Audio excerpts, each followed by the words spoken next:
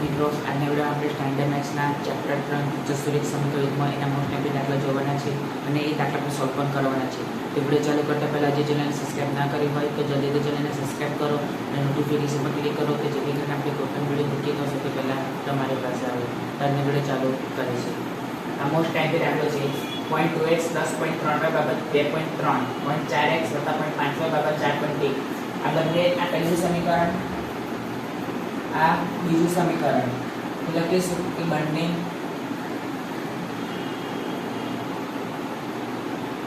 સમીકરણોને 10 વડે ગુણતા તો બંને પછીથી 10 નીકળી જાય તો શું સમીકરણ બને કે 2x 3y 23 એ સમીકરણ નંબર 3. 4x 5y 41 એ સમીકરણ નંબર 4. તો હવે આપણે ઉપર જો હવે આપણે કઈ રીત કરીએ છે આદેશની રીત કરીએ છીએ. તો આદેશની રીતમાં શું કરવાનું, કાં તો x ને કરતા બનાવો કાં તો y ને કરતા બનાવો. તો સમીકરણ 3 માંથી x ને કરતા બનાવું છું. તો પહેલા સમીકરણ 3 આખું લખીશ કે 2x 3y 23. તો માટે 2x બરાબર આ 3y ને ખસેડવા પડે, પ્લસમાં છે તો કઈ જશે માઈનસમાં. અને x ને કરતા બનાવવાનો છે એટલે 2 ને હટાવવા પડે, એ ગુણાકારમાં છે તો કઈ જશે ભાગાકારમાં.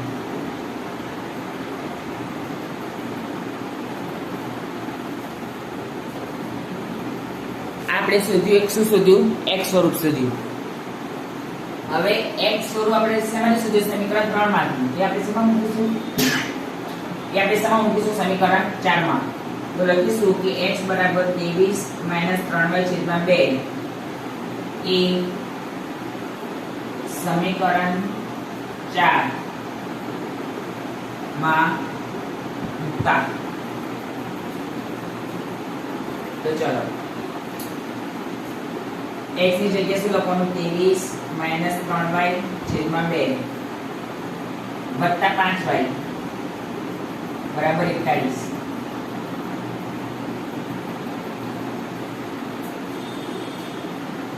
તો 2 2 4.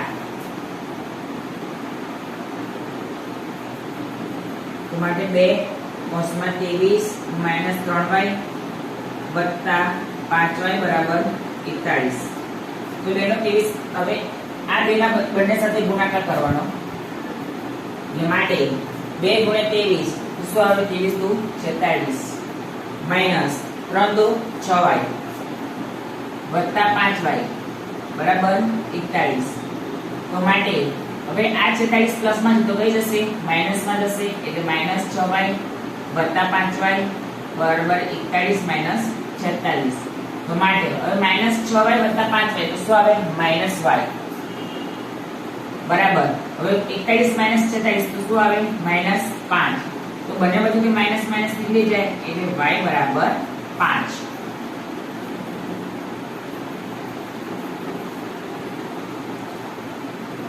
હવે y બરાબર 5 આવ્યો એ આપણે શેમાં મૂકીશું?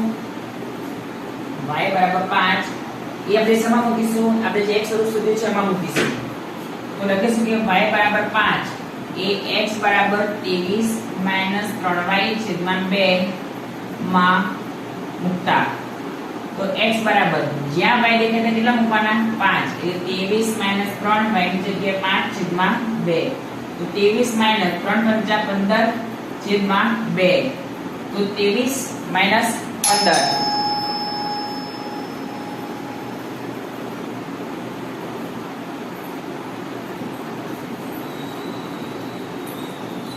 तो चलो 23 - 15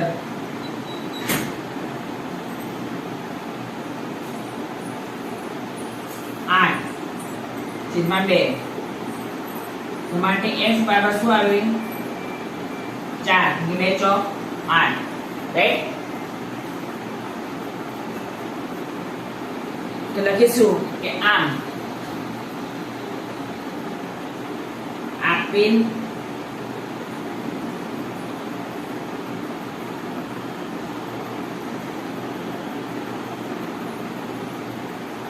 સુરેખ સમીકરણ યુગ્મનો ઉકેલ